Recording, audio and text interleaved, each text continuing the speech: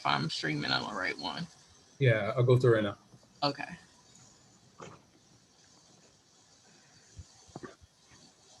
Patrice, you look comfortable. Thank you. Yeah, you're in the right one. Let me make sure I get out of it so it's not a feedback.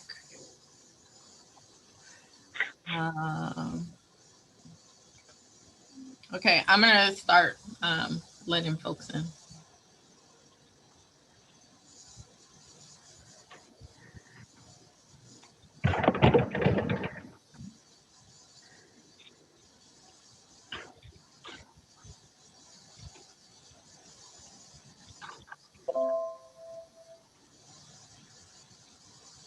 James, if you can put in the chat our regular little message, that would be helpful.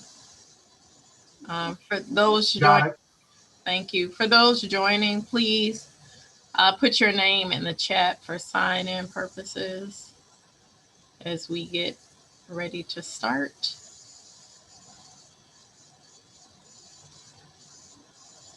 Also, please mute yourself. Please put what organization you're with as well.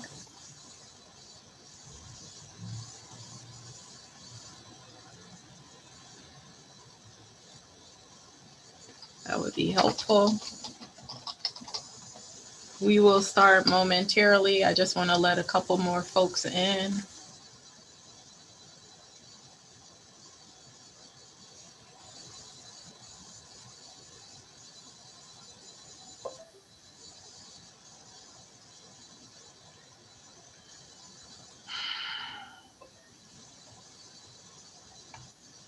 My co-host, can you just make sure I'm going to stop admitting people? Can you do so?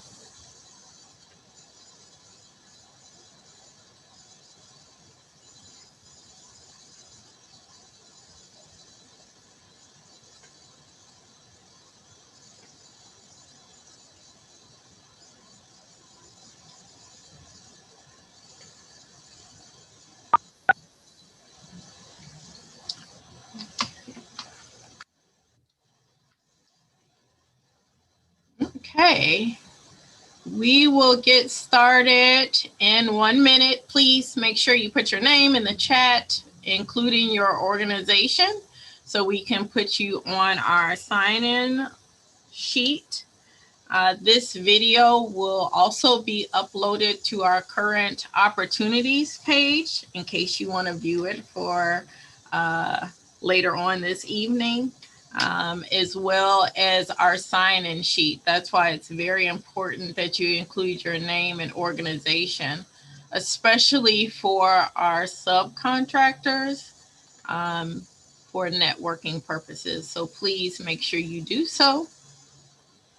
And I want to welcome everyone to the Belmont Cragin Elementary School, contract number C1599. This is the pre-bid and technical review meeting. We are going to have a packed agenda today. We're going to do introductions. We're going to introduce and take notes on our eligible bidders, which are Class A contractors.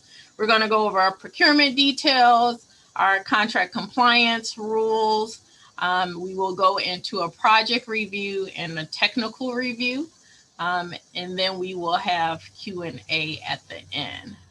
So I first want to make sure that we go over our pre-qualified list after I introduce some of our partners. We have PBC staff on the line. I'm going to stop sharing for a moment so I can see. I am Lori Lipson, Chief of Staff for the Public Building Commission, and Patty is on the line, who is the contract officer. She's waving. I'm going to try to not do gallery view. We have Ray Gitteroff, the Chief Development Officer, Cal Lejeune, who is our design guru, who will be giving some project overview. We have Patrice Dole, who's over compliance. And we have Paulo Hernandez, who will be the project manager for this project.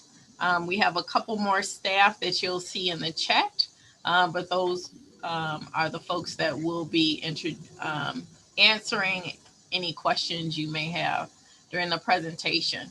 We also have our partners at CPS on the line. I see Brian's on the line. He is, I think, the director of new construction. If I didn't mess up your title, Brian will send me a text to say I did. I know Ed Barks on the line, Ariel Vodka. I'm not sure if I missed any other CPS folks that need to introduce themselves. Okay. So I am going to later turn it over to Todd Nemick, who is from SMNGA, who will go over some of our tech review. For our pre-qualified general contractors, you might want to take the time. If you are on your phone, you might have to press *6 in order for us to hear you. So I'm going to go ahead and call out. If you represent one of these firms, please let us know so we can indicate it on our sign-in sheet. Is there anyone from Albright Construction Company on the line? Okay, Barton Malo. Hello, Shannon Dilworth. Okay, And Shannon Brokenshire here. thank you. Berglund. Blenderman. Burling.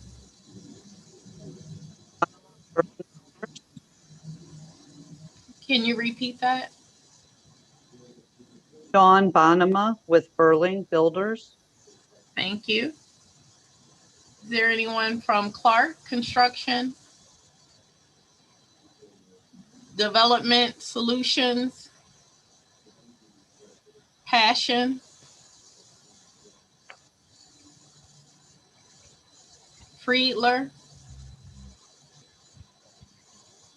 Henry Brothers? Hunt Construction? McHugh Construction? K.R. Miller? Yes, Andy Eichhorn, K.R. Miller. Thanks, Andy.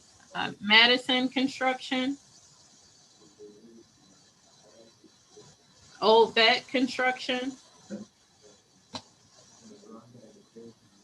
Path? Here, Debbie Aker, Path Construction. Okay. Power Construction? Power and Sons? George Solid? Turner? Tyler Lane? Present. Javier Garcia and Vince Michaela with Tyler Lane Construction. Thank you. Ujama? Veneer? W.E. O'Neill? And Walsh. Did I miss any general contractors that are listed on the screen? Okay. Okay, so we're going to go ahead and start on the procurement details. This project is located at 6112 West Fullerton Avenue. It is a approximately 85,000 square foot building and a gym that will be linked to a Park District field house. And I forgot to introduce our partners. I'm not sure if I didn't see them on in the chat. From Park District is also one of our partners on this project. We will be demoing an existing one-story gym wing.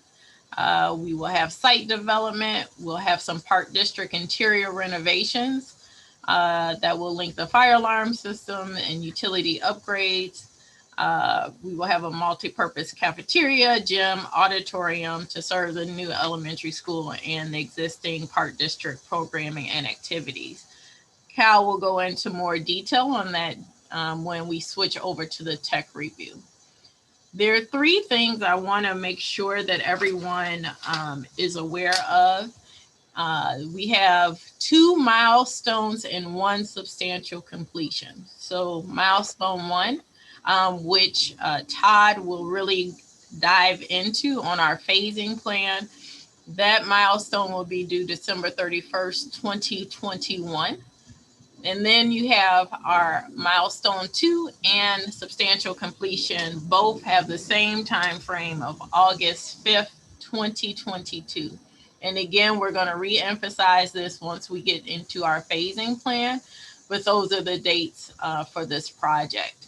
As you can see, the liquidated damages for the project, which include all milestones and all substantial completions, would be $2,500 per day. For all the general contractors or subs or assist agencies, the documents are available online with Cushing. The contact information is on the screen. This PowerPoint, along with the video, as I stated earlier, will be linked on the current opportunity page where you can easily go through. And in case the words are super small and you're older and you can't see like me. In addition to that, the assist agency list is included. They have access to the plans as well. We will have our tech review meeting immediately following this procurement detail overview. For this project, we have not scheduled an official site visit. However, if bidders want to inspect the site, the field house is open from Monday through Friday, 8:30 a.m. to 6 p.m. Please make sure you look at Chicago Park District's website. You have to make sure you have your appropriate PPE and to comply with all COVID-19 and CDC guidelines. The sole point of contact for this project is Patricia Montenegro. Her email is located at the top. We are aiming and hoping for all questions to be in on April 27th by 4:30 p.m. if possible. So far, we have not received a lot of questions. And so hopefully after this presentation, you will expeditiously provide those to Patty so we can compile them and answer them in an addenda if that is necessary. Currently, the due date is May 6th at noon. We will have a virtual bid opening. We will stream it actually live. We will probably not have folks join the virtual meeting. As I look at this, I will probably just stream it and read off because it's a lot of work on our end to do it virtually. What we do want to go over are 2 things. We recently had a bid during COVID.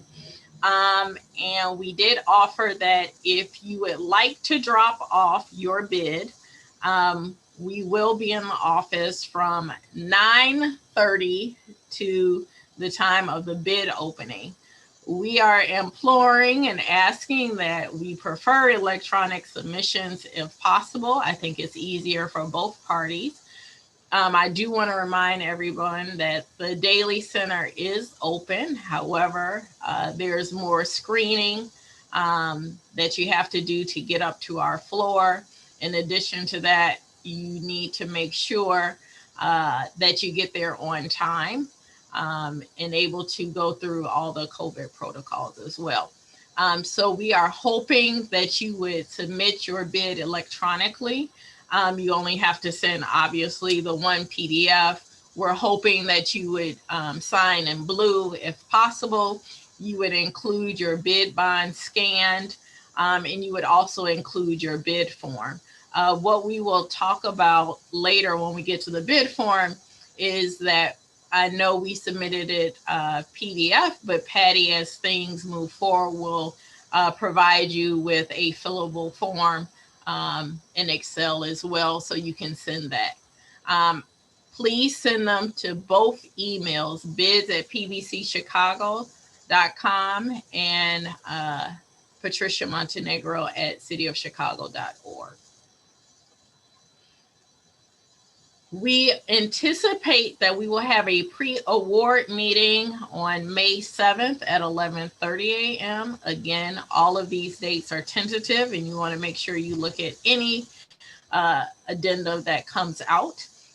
We want to take this to our May PBC board meeting, which currently is scheduled for May 11th, but those things change as well. So you want to make sure that you keep alert of all addenda. So we're going to go into some of the things you need to make sure you do for book 1 and book 2 when you do have a chance to read it. And I'm hopefully we'll have some robust questions.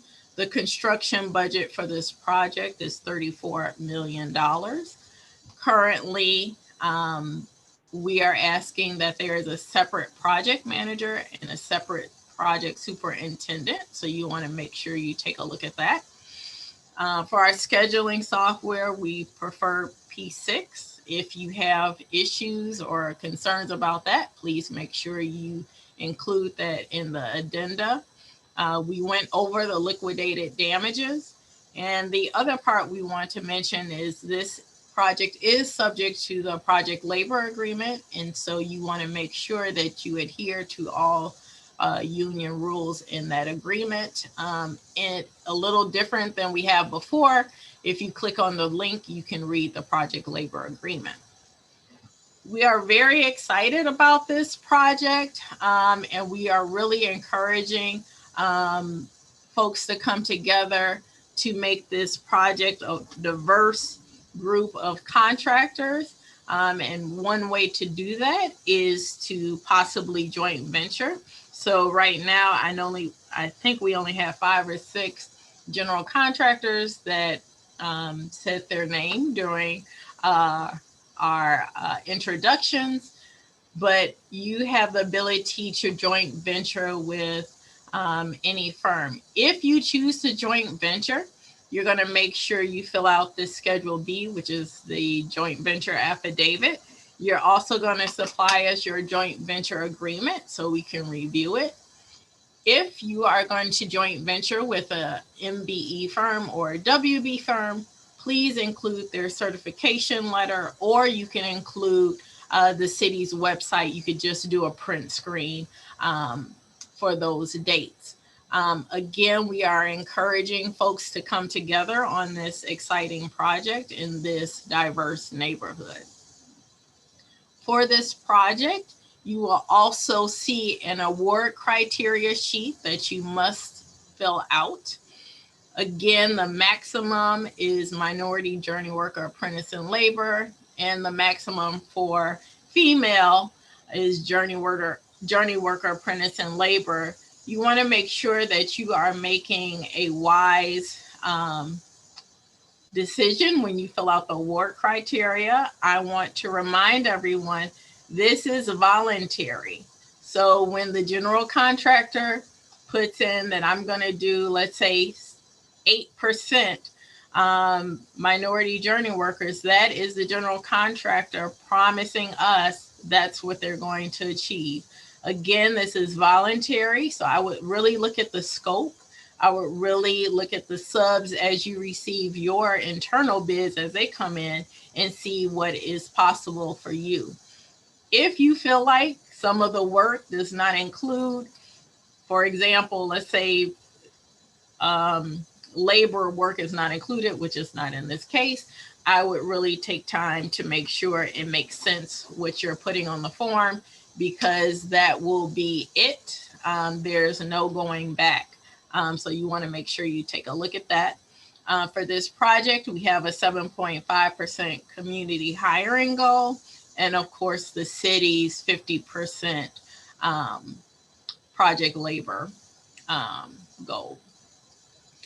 The other thing that is different in this particular bid, there is a section, it is on page 22, that you're going to fill out. You must fill this out in order for us to deem your bid responsible. So you're going to fill out the wrecking and demolition contractor, your stormwater detention tank, steel erector, steel fabricator, and elevator. After these, if you are deemed the lowest responsible bidder, we will ask that additional information be provided, whether it be AISC certifications or any other details will be due a couple days later. But please make sure that you fill this section out. It's on page 22. This is the community hiring map that we have for the project. As you can see, it's in the Belmont Cragin area. So to keep your keep everything for your community hiring and to really think about the community you're in. The most important part for those trying to make sure they're a successful bidder is the bid form. So thank goodness we don't have 55 alternates like we have been recently. We have, you're going to fill in the total base work, which is line 1. And you're going to add line 1 through 6 to get you a total of line 7. You're going to make sure if you fill it out electronically, the total award criteria will automatically populate for you. So you don't have to do 2 things at the same time. If you do it via PDF, please ensure that you transpose the right numbers to each form. Remember, on your bid form as well, you're going to make sure you fill out that surety information and bidder information. Everything is perfectly color coded, as Patty loves to do, if you have questions. So again, the numbers 2 through 6 are not for you to fill out or not for you to change. You want to make sure that also we will be adding those up. We also will be making sure that your math is correct. Filling out the basis of award, you want to make sure that what we just talked about. So if you fill in 70% here or 7% here, you want to make sure your decimal is in the correct place. So we've had that. And we want to make sure if it's 0, you keep it at 0. So you're going to fill this part out, which will automatically give you the total down here in the bright green line. And so make sure you fill that out appropriately. Again, this is voluntary. So when we get to the pre-award, even before the meeting, please don't say, Lori, can I change these numbers? You want to make sure that you're solid on these, I'm going to call it like light moss green areas that you're going to fill out. Again, you're going to make sure you fill out the bidder's information at the bottom of the form as well. This project is a little bit different. You're going to have MBE and WBE participation, but you can get that with all MBE, all WB, or any combination thereof. So make sure you take a look at that, especially as you look at firms you're going to partner with on this project. We only accept city and county certification. So when you go ahead and fill out the form for Schedule D and C, and you're going to look to see if they're a supplier, manufacturer, you're going to make sure all of your percentages are correct, because here you're going to fill out, hey, it's Lori Excavation. She is going to do excavation work, and she's going to do it for $1 million in the following category. You want to make sure that your numbers add up to the 33% for the minimum. Now, of course, we would love it if you have 80%, 90%, all those things are possible, but the minimum is 33%. As you move forward, those same subcontractors are going to fill out the Schedule C. They're going to fill out their name if they're M&W. Most importantly, they're going to put what scope of work they do. And we tried to highlight, I know it's very hard to see here, but highlight in green if they're subbing out any work, because Patrice will go through that with the firm as well. So you're going to make sure you do your D and C correctly. Again, Patty is the sole point of contact. It would be inappropriate for you to contact anyone else at Park District, CPS regarding this project. You're going to make sure that we follow all the rules. So what I'm going to do right now is I'm going to open up for Q&A on any of the procurement questions, filling out the bids, how we're going to do that, if there are any questions, concerns. I was not looking at the chat, team, so I don't know if any questions came in through the chat as well. Oh, this is great for me. So no questions, no concerns regarding that. Okay, so I'm gonna make sure that as we move forward, please make sure that you put your questions in the chat as we go forward. Todd, I made you a co-host if you want to share your screen, or Cal, are you going to take over for sharing the screen? I think it's working, Laurie. So if you could provide privileges for me, that would be great.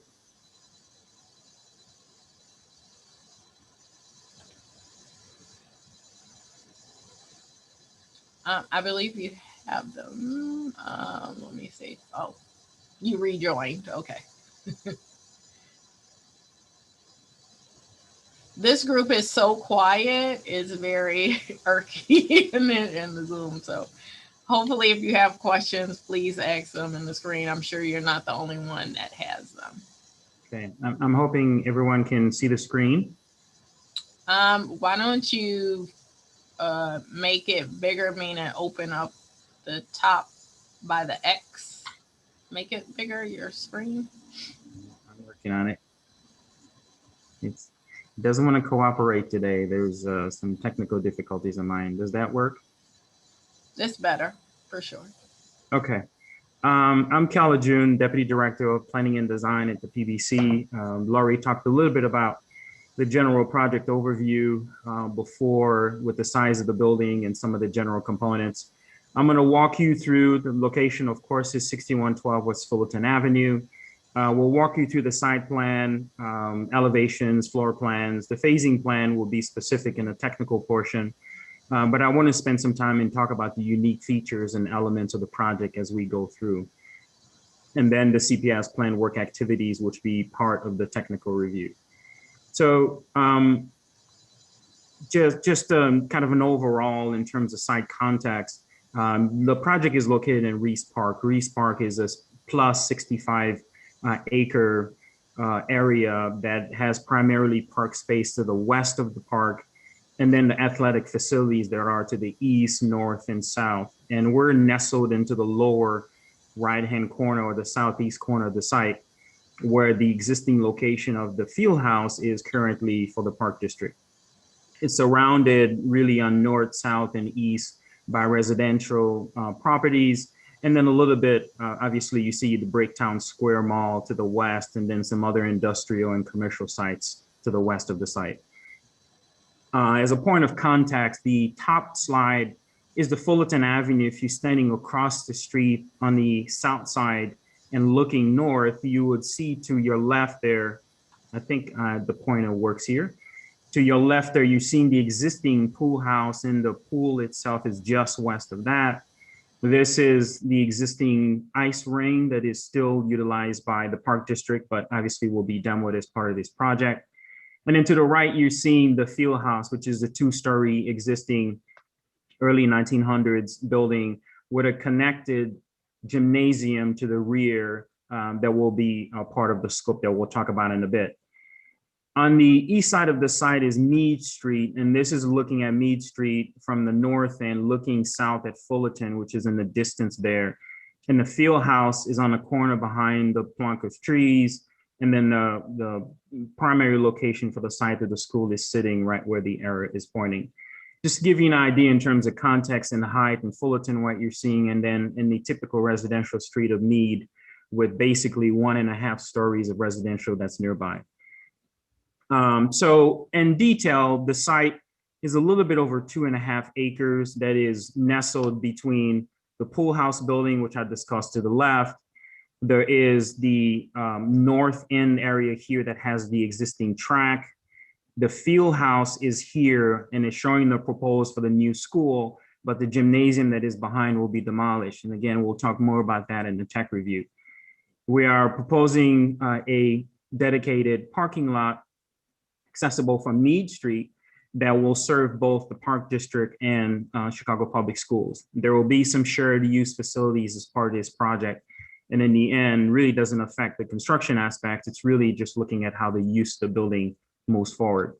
There is an existing pergola and splash pad that is in gray here that is being retained with a small building that is part of one of the contributing structures to the National Historics of the site, as well as the existing field house 2-story. The school building, I should say, proposed is an L shape that is attached perpendicular to the existing 2-story field house. Other site elements will include a student drop-on drop-off that is accessible from Fullerton Avenue.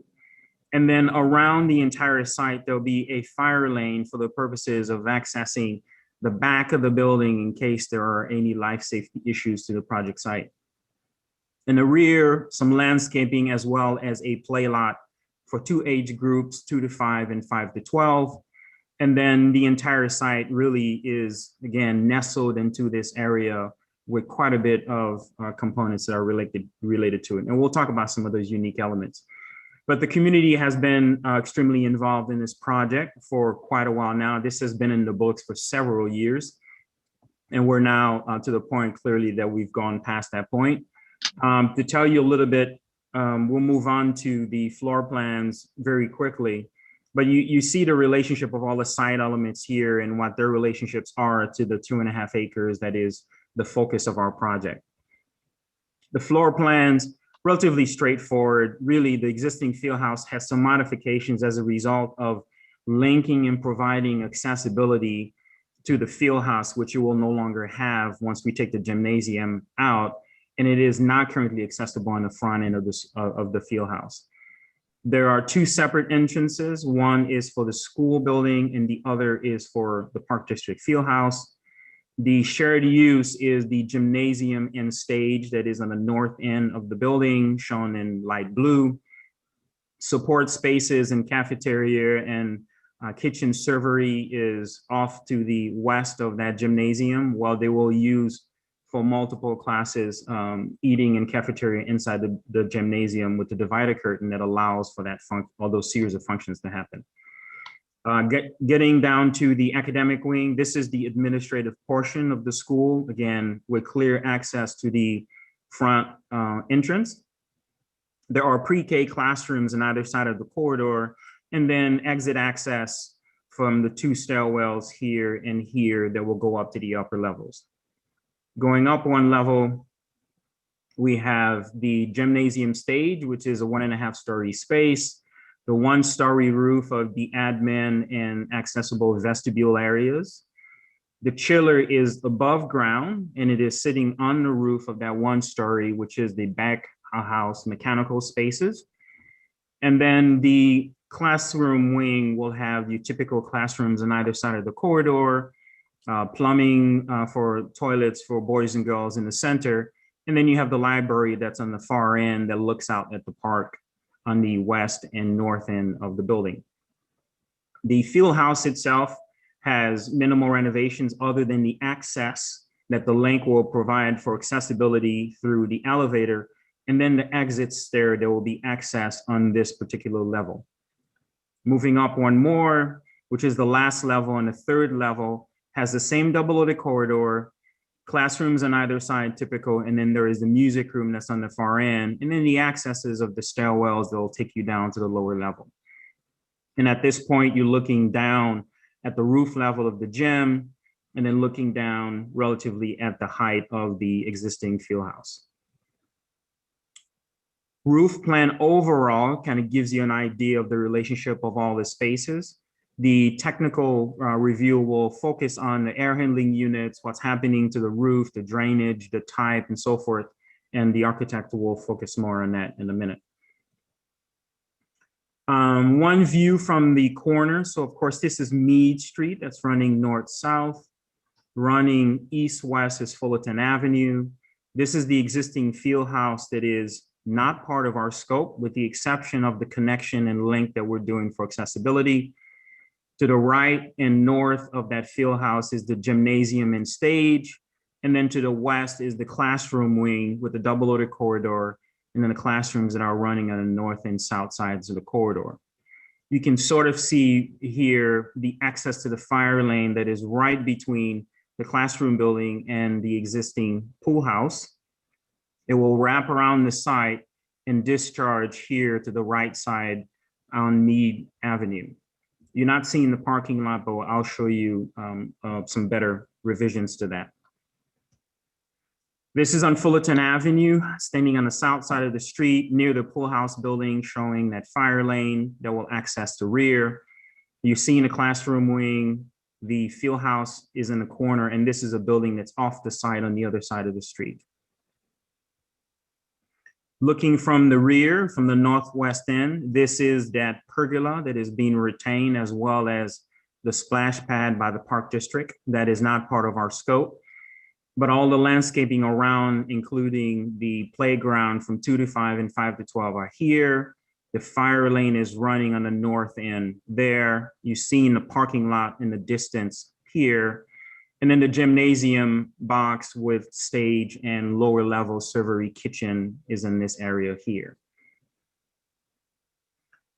Look at the main entrance perspective. So this is walking down right next to the entry drop-off drive.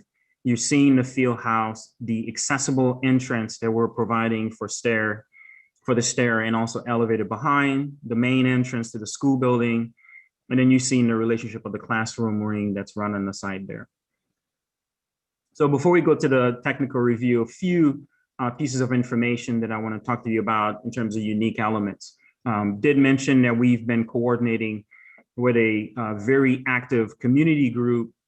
I know this is not me, I'm not sure what that is, but with an active community group along with the alderman of the 30th Ward, which is our side north of Fullerton Avenue, as well as the alderman of the 36th Ward, which is south of Fullerton Avenue.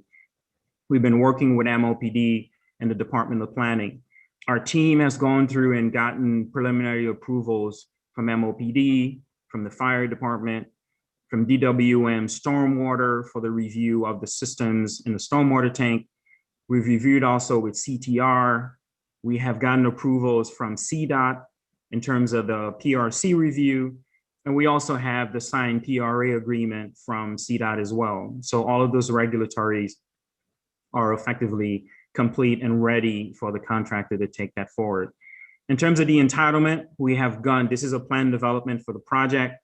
It has gone through Chicago Plan Commission. It has gone through Committee on Zoning, City Council, and we have the actual journal publication, which was done in March 24th, 2021. The project site is under the National Historic Resources Survey.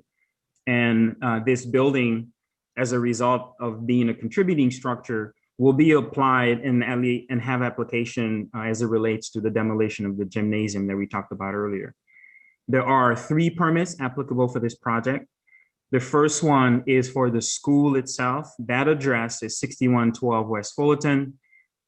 The second application, which is a reference to the set that we're generating for the school, that is focusing on the link and the minor renovation that is inside the field house. Department of Buildings wanted to split those. Those are in for review and has been under review for a few weeks. And we expect to have the permit available and ready by the end of June. Part of that is the last permit, and that's the permit specifically related to the wrecking or demolition of the gymnasium, which has to be pulled by the general contractor with its sub that will have the 90-day hold. So we talked a bit already about the milestone related to August 31st, which is dealing with the permit availability in order to start the work for the demolition of the gymnasium. And I think that's about it for permit. We talked about the preservation of a few things on the side with the pool house building, the pergola, the field house. There are utilities to be coordinated, but we'll talk more about that with the architect, with the technical review. The site phasing as well will get talked about. One of the things that we coordinated a lot during this site is at the Fullerton Avenue, CDOT is going through a full restoration of about a mile or two long on Fullerton, which is impacting this section of site. We've coordinated, understand their scope of work. They're close to giving us a schedule, but they intend that to happen relatively soon to coordinate when they're doing that work up to the sidewalk. And then we're responsible from the sidewalk in on Fullerton Avenue. And all of that is documented in the drawings that you have. We also, Laurie talked about, and maybe we'll reiterate, the critical subcontractors for the project. We talked about the wrecking demolition, which is just specifically related to the demolition and having the permit be submitted within 2 weeks of award, with the goal of getting approval based on that 90-day hold by August 31st. We also identified that the stormwater detention tank is a lead time item in terms of procurement, and that is important to understand the procurement of that at the time of bid.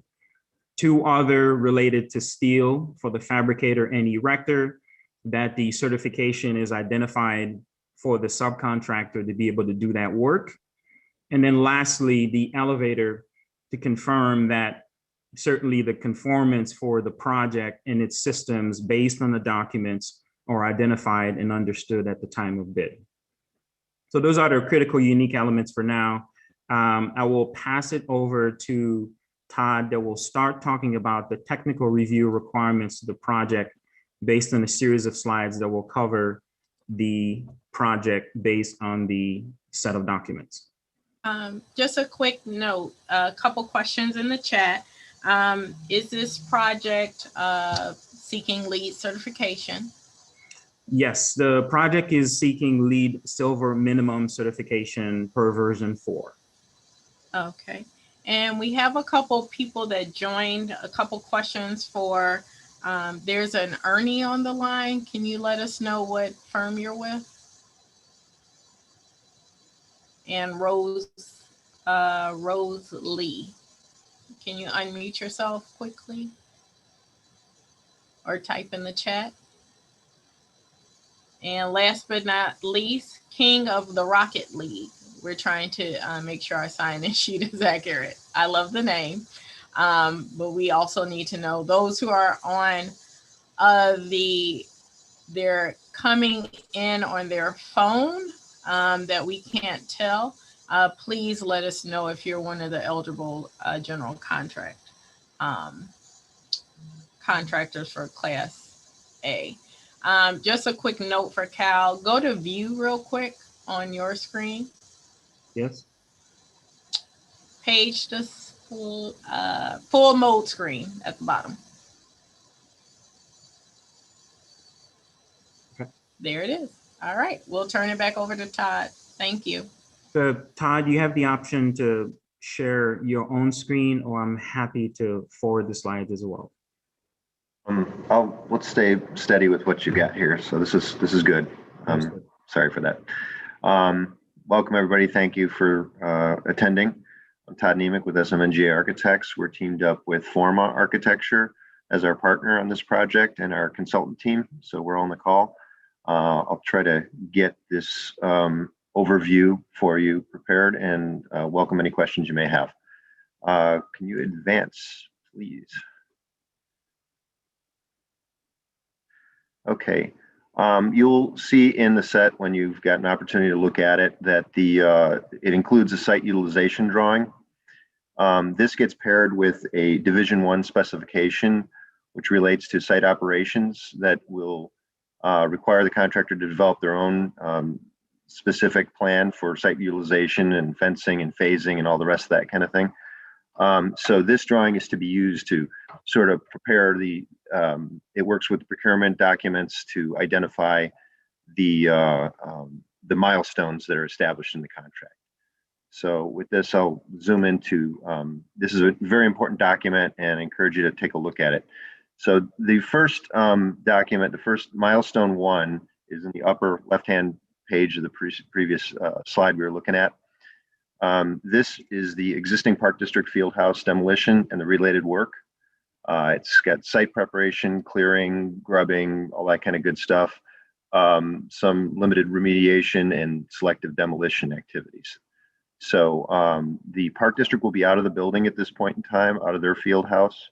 And you can see that that red outlined piece, that's where the gymnasium currently resides. It is connected to the field house with 2 existing stairs that are of non-conforming construction. And so we're basically, what is going to happen eventually, and I think Cal touched on it, is we're in the link connection, we're going to deal with accessibility and replacing those stairs, among other things. So, but in this first milestone, the site will be fenced, and it is fenced basically to leave the front of the field house still accessible for Park District. Not that they will be in the building, but it's to keep that clear for their request, and to fence the site to provide access to the pool house for the duration of the pool being open. So up at the top of this document, you can see that the pool is open to the public Memorial Day through Labor Day each year. And so there needs to be a path to the exits and entrances on that east face of the pool house that's in black on the bottom left-hand side. And similarly, the utilities that serve that will need to remain operational. The yellow zone that's shown there with kind of outlined in pink, we're aware that there's an existing sewer line that is cutting kind of diagonally in that zone. That will need to be, that's currently serving the sewer. For the duration of the pool being open, that sewer will need to be operational through either permanent or temporary facilities.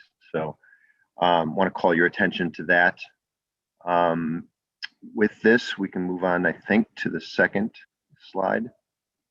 Todd, just want to mention that the milestone here, although it identifies June 14th, which is the earliest anything can happen on the site, that in terms of the demolition, the milestone for that is August 31st to December 31st. Just want to make that clear.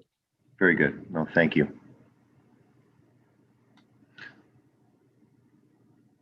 Okay, milestone 2 outlines the existing field house renovations. So the demolition of the gym will then at that point be a piece of the puzzle being dealt with, and the incidental environmental remediation activities will be undertaken.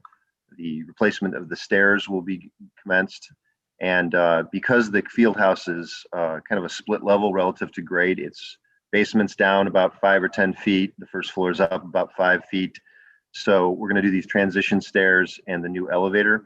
There will be underpinning required for that work. So be aware of that. The building also does not currently have electrical service sized for the new elevator. So as part of this work, there's new utility service that will be brought in to serve both power to the field house as one service and a separate run to connect to the to serve the new CPS school. So that will be part of this as well, and the build out of the switchgear room to serve the field house only.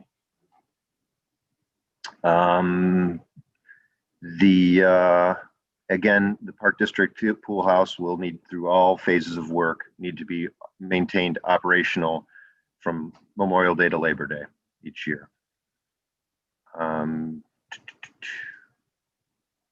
Yes. Also, in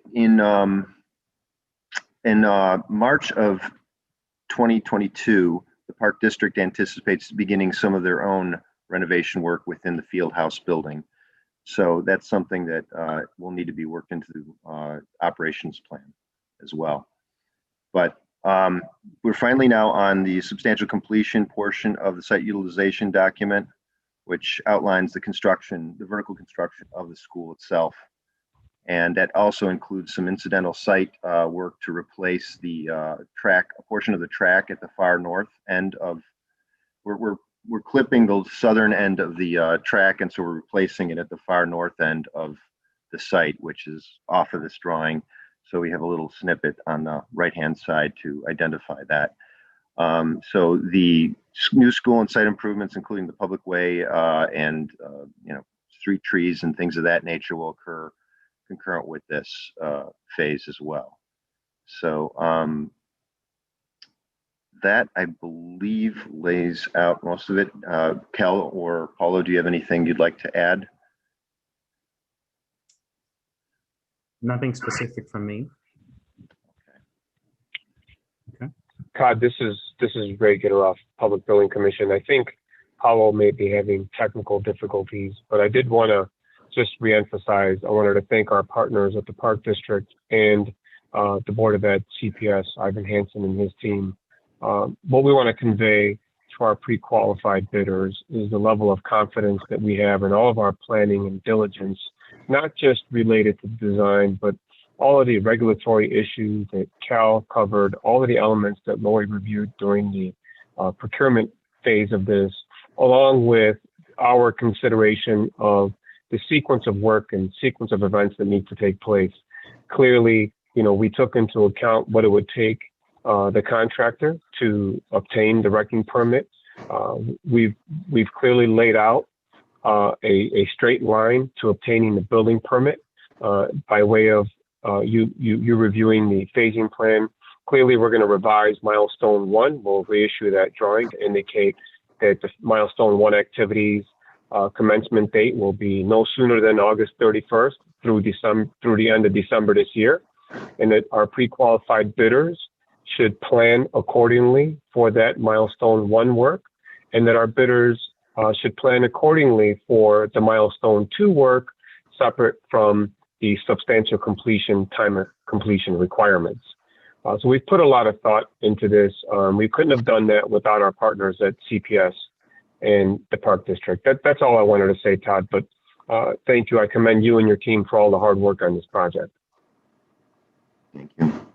Thank you. With this, I think we'll move on to civil, including to deal with civil site utilities and public right-of-way scope. David, are you able to unmute?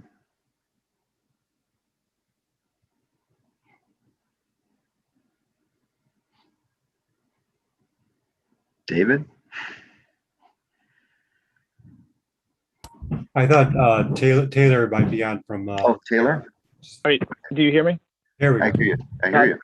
I do. Okay. Sorry about that. I had to unmute in 2 places.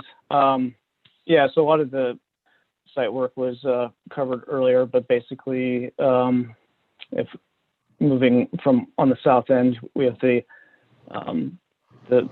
vehicular drop off of Fullerton, concrete drive there with 2 driveways. We have a landscape plaza with brick pavers at the entrance to the building.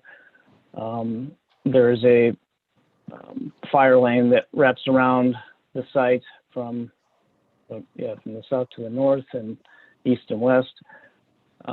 There is a landscape playground. There is a portion of the site that remains untouched where the spray feature is, and that will remain untouched in this contract. Various pedestrian walks connecting the sites of the building, and then a vehicular parking area just north of the building with a driveway out to Mead. And if you want to flip, I can walk through the utilities real quick if that's available on the slides. Okay. So the new building will have a new water service that's tapped off of Fullerton. So that will come straight off of Fullerton with a valve basin into the south side of the building. There will also be a new sewer tap just to the west, and that is a reroute of the existing sewer line that exists on the site that picks up some of the storm and sanitary that comes out of the pool house to the west that's outside of our project. So that's something that would need to be coordinated early on because that will be a reroute of that existing line. The storm utilities will be routed to the north up to a underground concrete vault below the parking area. And that vault will discharge to Mead Avenue to the east. And that flow will be restricted and combined with the sanitary flow for one combined connection into Mead. I would point out, it was mentioned that CDOT will be reconstructing Fullerton, so the utility services will just need to be coordinated with that work for the timing of that, so there's not conflicts with that construction that's occurring and with the contractors and just both with the paving operations. And I think that's mostly it. Thank you very much, David. Can we advance? So. Yep, it's on the landscape. All right, perfect. Thank you. Great. So for landscape, it is pretty much what we see here, a number of shade trees, shrubs, and perennials. Things to keep in mind really are particularly along Mead, the parkway trees there. There's a couple of utilities, I think a water line and some city electric for the street lights. So just hand dig those. That's probably the more critical thing as far as trees. Associated playground details and the playground area are shown on subsequent sheets. But pretty much, like I said, just one other thing to keep in mind now I'm thinking about it is structural soil that's required. So on the southeast side, you see they're a little bit denser hatch. Oh, keep on going down southeast parkway trees. Yep, right there. So I have structural soil that's required there, and on the west side of the fire lane. So where we're rebuilding that sidewalk, that's just usually a little bit more costly item and just important that's picked up. If you can go to the playground, I think it's the L2 or L1.2, I think, next sheet, if you don't mind. It is not. Oh, you don't have it? Okay, that's fine. Just a couple of things on the playground. There's a couple more specialty items on there. So we have some above grade timber planters, compacted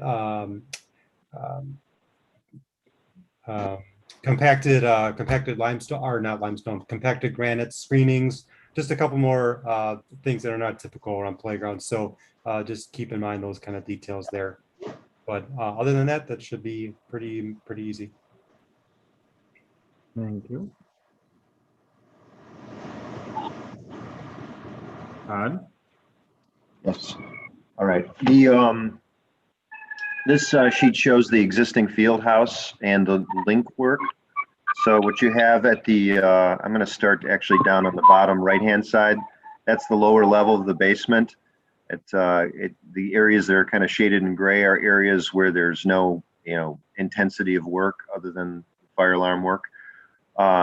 Really, you've got working from the southeast corner of this plan. The switchgear is going to be constructed in what is currently a locker room in the basement level. The transformer will be located at grade immediately to the east of this building plan east. And we're simply connecting a corridor to connect the two new stairs that will extend down to the basement level, as well as the elevator and the elevator machine room. So it's fairly limited work down there. Moving to the left-hand side, we're at the first floor. This is up about 5 feet above prevailing grade. So it's not currently barrier-free, as Cal mentioned. These two transition stairs will provide that transition for able-bodied folk, and the elevator will serve to get folks from the grade level to the first basement and second floor of the facility when it's complete. Moving up to the upper left-hand side, that's the second floor plan. It's a large ballroom with sort of a pre-functional sort of foyer before you enter and a stage at the west end. Really, the work here is just to connect this one stair up to that second level and the elevator to that second level as well. And then, of course, the incidental fire alarm work that is necessary because of this. The link stair will include a two-way voice communication system because the building is not sprinklered. It will have, sort of area of rescue assistance and two-way voice communication. And the northern wall on this link, I know this is not really north, but plan north on these drawings, is a 4-hour fire separation that separates this structure from the school. It's typically a 12-inch CMU wall, fire-rated CMU wall, but we do break that with a double A-label fire shutters, which will release upon notification of either the school or the field house fire alarms. The fire alarms are independent of one another, and they are different. There are 2 different specifications provided for that so that they conform properly to CPS's requirements and the Park District's requirements, respectively. Because the elevator cannot be rated 4 hours, we have a 4-hour, what I call a dog house. It's kind of a 1-story, 4-hour capped box with 2 A-label doors. It's our 4-hour vestibule at the ground floor that separates, fire separates the 2 structures. I think that that's sufficient for this drawing. Okay.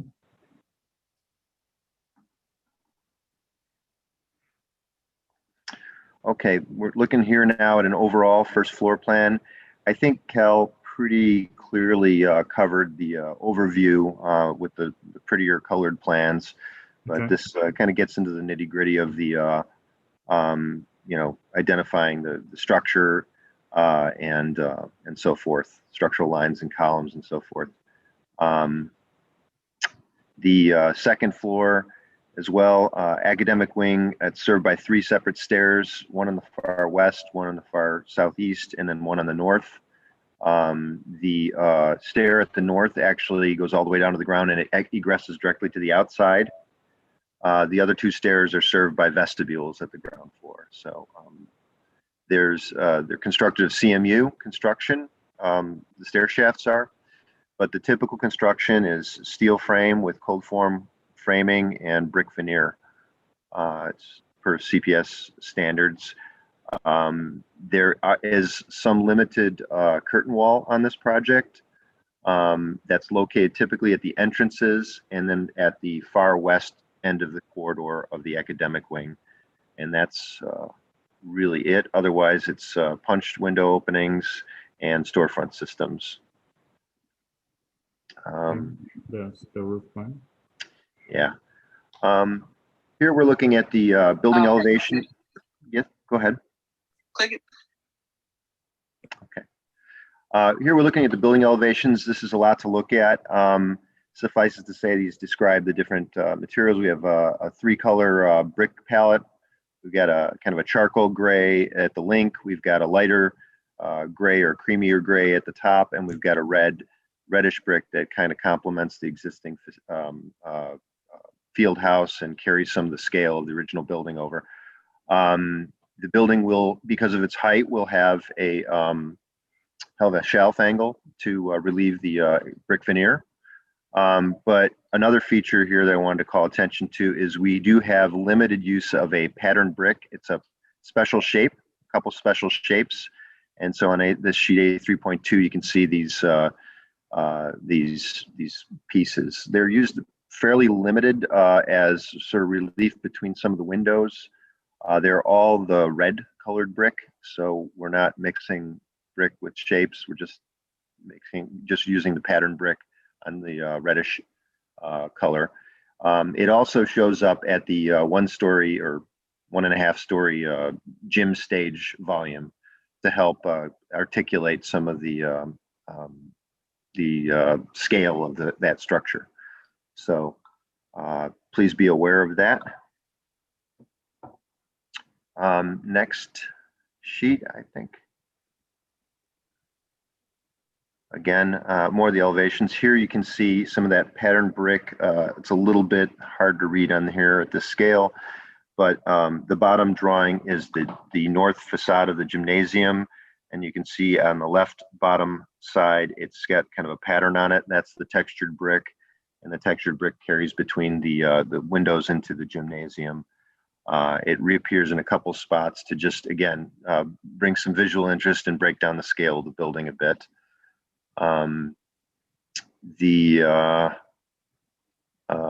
We've got, I talked about the shelf angle. It's a full shelf angle for the academic wing. We do not have a shelf angle for the gymnasium volume. We have consulted with the Masonry Institute and have avoided that complication for the construction. So let's see on brick type, window types. Sure. Okay. Basically the existing field house, as you saw on the renderings, is kind of a reddish brick with some limestone. So we took some of the cues from that to create a visual break on our link. The actual stairs that we're building are actually kind of a charcoal brick, colored brick, fairly limited, just to provide a visual break from the rest of the building, because our red brick on the school will not perfectly match the existing. Nor do we want it to. So we have to provide some visual break there, and as well as the curtain wall. So in that top drawing, you can see the field house on the left. We have some of that transitory brick color and curtain wall to announce entry for the Park District entrance. And then as we go further to the right, you can see that's actually red brick with some of the patterning pieces on there. And there's a space for a public mural that is not part of the contractor's work, but is part of the community commitment. On the central drawing, we have predominantly punched windows. The north facade of the academic wing will be equipped with window guards in the exterior. However, we will not have them on the Fullerton facing elevation. The stair, there's a stair tucked in at the kind of in about a third of the way from the left on the central drawing. And that's got a little bit more glazing into it as well because of its function. Lastly, Cal mentioned that the library occurs on the second floor and has views to the north. We do have a little bit more expansive glass from that space on the second floor. Again, it's fairly subdued, but it's a bit more. So we do have some storefront there as well. I'll speak one more thing since this is up. On the bottom drawing on the right-hand side, that correlates to where the chiller is on the roof level. So the two brick walls on the outside continue up to the second floor to shield and screen the chiller, and also to help with the acoustical, containing this noise. The other two facades up on the roof level are actually an acoustic surround system to, again, mitigate noise transfer to the surrounding neighborhood. So that can be found on the details and in the specifications as you look at it. Here we have a few sections through these are all through the academic wing. Starting up at the upper left-hand side, we have two air handling units. I'll let mechanical speak exactly how the zoning works, but suffice it to say that the units are placed with bathrooms that are basically light locked off the corridor, so that we create two large shafts at each end, one for supply air and one for return. And then they distribute the air to the various floors in those shafts, either side of the bathrooms on the second and third floors. Beneath those units, to mitigate sound transfer, we have concrete pad on the roof. The roof under the new code is required to meet a 1-hour rating. So we are spray fireproofing the steel. We are spray fireproofing the deck as well and columns, which is a little bit different than previous schools and the old code. Let's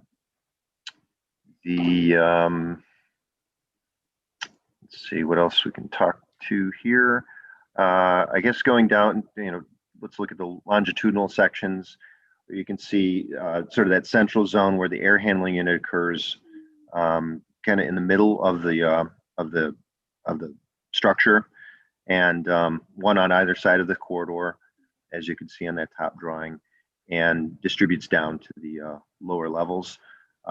We have, as per the CPS standards, we have the typical solid surface wall protection wainscoting on the first floor. Also lockers to also prevent damage to the gypsum board walls. Again, this is following metal stud framing and gypsum board. It's with the abuse resistant type material, but the first floor gets added protection with the solid surfacing. One thing that may be worth noting is that we've created, because of the unique pedagogy of this school for self-directed learning in Reggio Emilia educational paradigm, they wanted to introduce some art walls and technology walls. So we created a couple recesses off the corridors, just a few inches, and incorporated some infrastructure for display or for art. And so you can see that in the central drawing, about a third of the way from the right. There's a couple boxes kind of shown there. Those are sort of those represent those wall recesses between the lockers. Structures, as I said, steel frame, lateral bracing system is braced frames. So we tried to take advantage of those braced frame zones to create these art zones and technology zones. Yes, moving on, thank you. Here we're cutting through sort of the main hallway, the main entry hallway, looking at the gym and stage at the top, and back at the field house, obviously in the background. The lower drawing is a longitudinal section with the stage at the right-hand side and the kitchen servery zone on the left-hand side with the chiller above.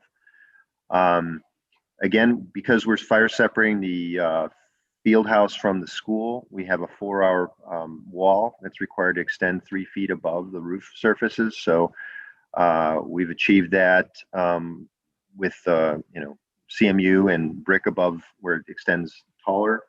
The elevator and the stair that extend to the second floor of the ballroom, obviously that's in excess of that 3 feet, but we do have some roof transfer ladders and roof hatches to get access to the roof and over the parapets and up to the high roof, etc. The stage area is elevated about 3 feet above the, it's 35 inches above the first floor, and we have a stage lift that is associated with that. Just speaking of vertical transportation, it may have been clear, but maybe it wasn't clear. There are 2 separate elevators plus the platform lift in the stage. One for the Park District building, one for CPS, and one for obviously the stage lift for the stage. Here we're looking at a section and plans and sections through the link connection. That top drawing on the right-hand side, we're cutting through the 2 stairs, and we're cutting through sort of the elevator vestibule looking toward the school. So above the roof, you can see that 3-foot firewall. But the ground level, so this drawing extends down to the basement level. So we're connecting the basement up to the first floor, and then we're connecting it back down to the grade level. So all floors are connected, but the stair that's on the left-hand side extends to all levels, whereas the stair on the north side is really a transition stair for access to the gymnasium from the field house.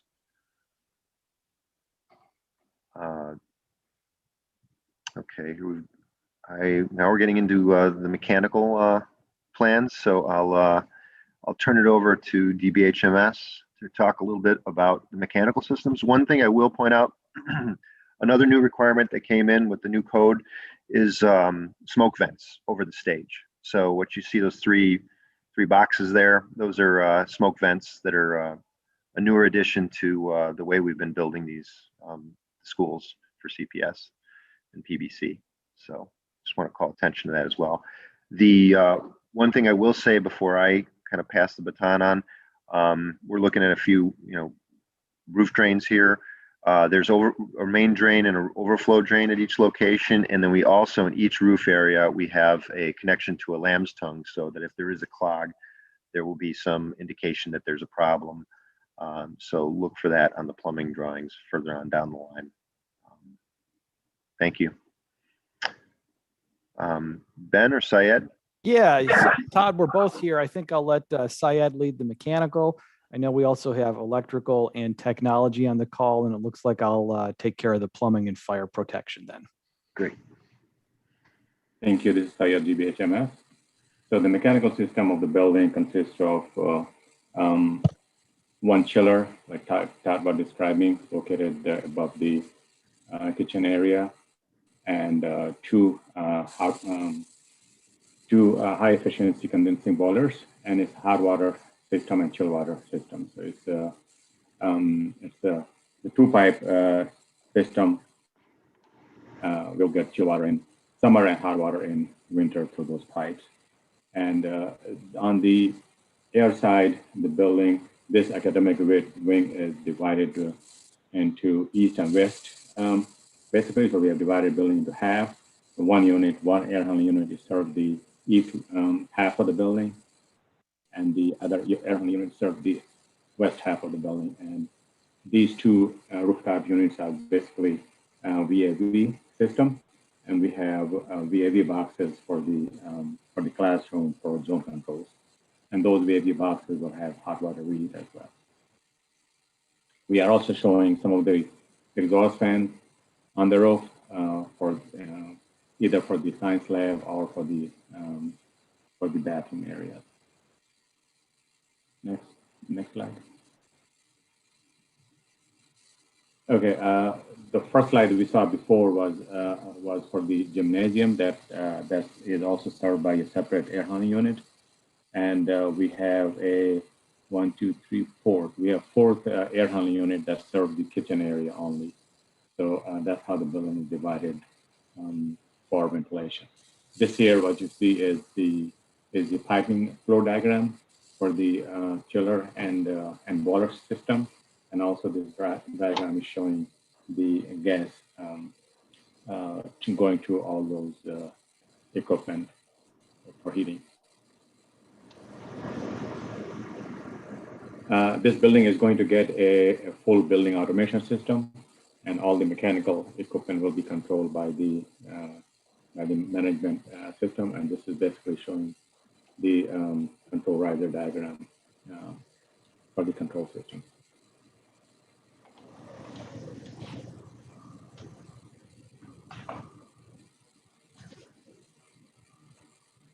This is it. This is, I believe this is plumbing sheet. Yeah, it looks like we've jumped over to the plumbing riser diagram here. I don't know if we have the first floor plan available. I believe that civil already covered the new water service and sewer work outside the building.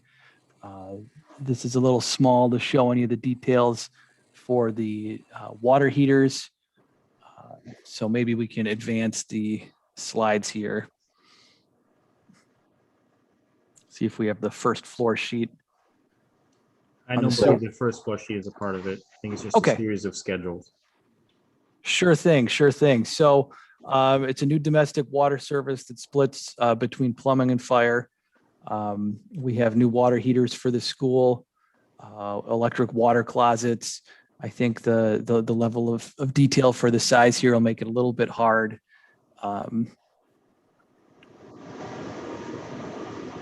Yeah, Todd pointed out the storm drain situation with the lamb tongues discharging to daylight to help avoid blocked up roof drains. Yeah, I think we can advance. And I believe that's showing, is that the storm trap or the grease trap there? This is fire protection. Oh, I'm sorry. This is fire protection. So yeah, we have a new fire pump branch and distribution to all areas of the building, including the gymnatorium, which does not have fixed seating. So that doesn't trigger that standpipe requirement there.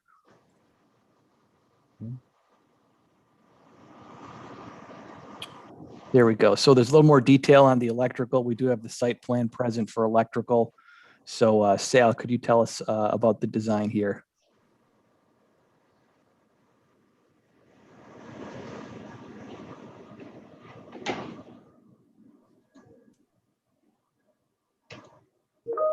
Yeah, that's. Thanks, Can you Sal. hear me? Yep, you're here now.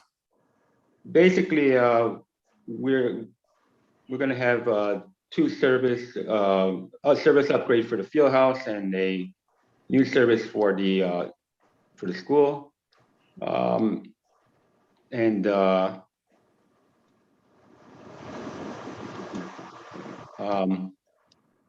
We're also going to bring both phone and cable are under the low voltage conduits underneath Mead and extend them to the property line.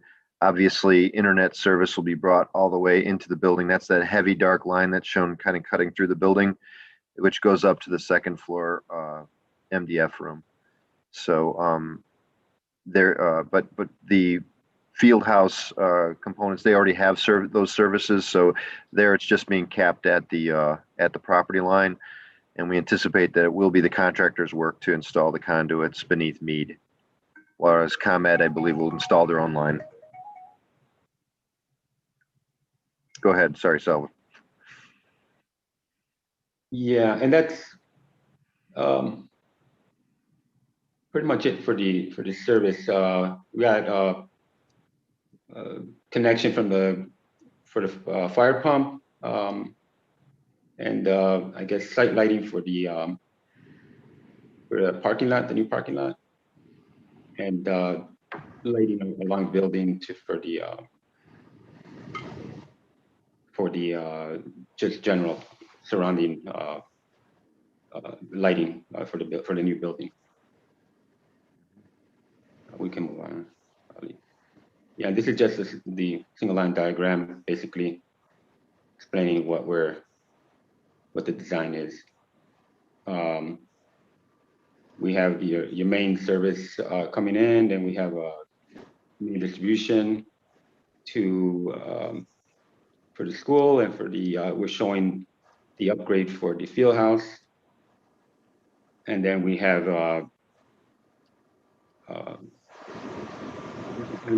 panels for the different levels of the design for the school. We have clean power and normal power, of course, for the clean power for the technology aspect of the design, and then normal power for the receptacles, and then we also have panels for the distribution panels for the mechanical, segregated just for mechanical. I think that is the last drawing that we have covered, Todd. Is there anything else you want to cover? Yeah, I wanted to underscore a couple things on the finishes. I encourage everybody to examine the finish schedule and the finish plans. There are a couple atypical conditions here. One of them is that this gymnasium, because of its shared use, is not a wood athletic floor as we often see on the new construction elementary schools. They're going to have lunch and so forth. They're going to need cleanup in there. So it's got a sheet athletic flooring in there. And another atypical, in lieu of SVT, which is, that has been going in the classrooms and in the corridors, this school will get vinyl composition tile, VCT. And the kindergarten rooms will get a rubber tile in lieu of VCT or SVT. So it's all on there in the finish schedule, but do engage that.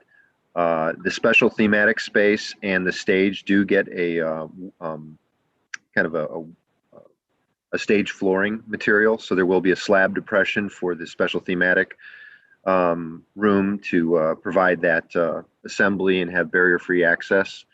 I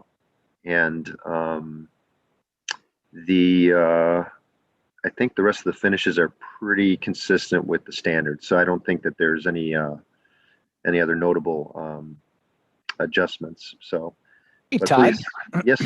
Sorry, I thought you were finishing your thought. I didn't mean to go cut ahead. you off. I was going to mention briefly about our sustainable goals for the project. Before we got too far from MEP, you might want to say something about that in terms of materials as well. So do keep in mind for all the bidders that our schedules reflect, for plumbing, the flow rates required, for our mechanical equipment, the efficiencies required. Of course, the specifications contain alternate manufacturers, but do keep in mind if you submit products by one of the alternate manufacturers to take into consideration those energy efficiency and water savings requirements that are noted in the schedules to meet our sustainability targets. Ben, if I can add on that, there is also a follow-up, which will be the lighting control matrix, which will reflect the requirements for the sustainability. So that is coming. Okay, so I think, Laurie, that effectively concludes our tech review of the documents, of the systems, components, and architecture. Do you want to entertain some questions now and go back to the original slide to continue? Yes, if you just stop sharing, we'll open it up to Q&A if we have any questions. So far, I didn't see any in the chat, but you may unmute yourself and ask away. Any questions, concerns, issues you saw in the drawings? Issues with the printer, issues understanding the bid form, questions about teaming together. I do want to acknowledge out of our list that we had a couple of general contractors join. So Old Vet, George Solid, and Passion joined after. So we have a total of 8 general contractors on the line.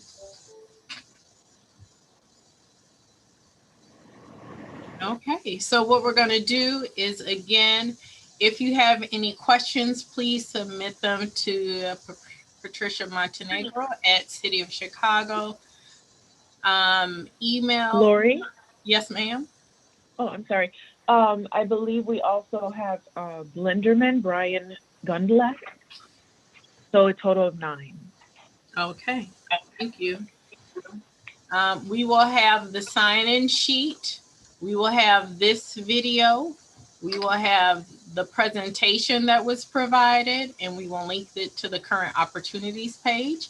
That is also where you will find our addenda are located on that same page. We will try to send out an alert as well for the addenda. So please make sure if you have not signed up for that, do so. But James, if you could do me a favor before we end, can you put the current opportunities link in the chat? That is where all the information will be housed. Again, in order to bid on this project, you have to be one of the Class A pre-qualified contractors, or you can team with them. We are looking forward to see some cool teams.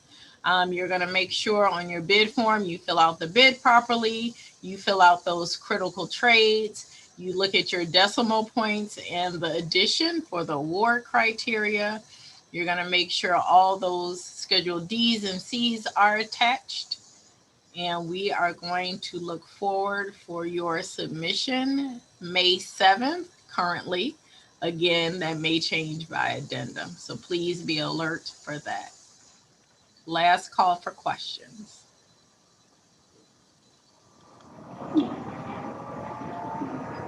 Okay. Lori? Yes, ma'am. I did have specific inquiries about firms who are not Class A. So I know that you did mention that only PBC pre-qualified Class A bidders are eligible to bid. And please refer to that sign-in sheet for those firms who are eligible pre-qualified firms so that you have opportunities to joint venture. I just wanted to reiterate that. Thank you. No worries. I am going to, while we sign out, I'm going to put that list back up as soon as I can get it together. Again, only one of the parties have to be on this list that is shown on the screen. Again, KR Miller wants to partner with Lori's Construction because they are the best.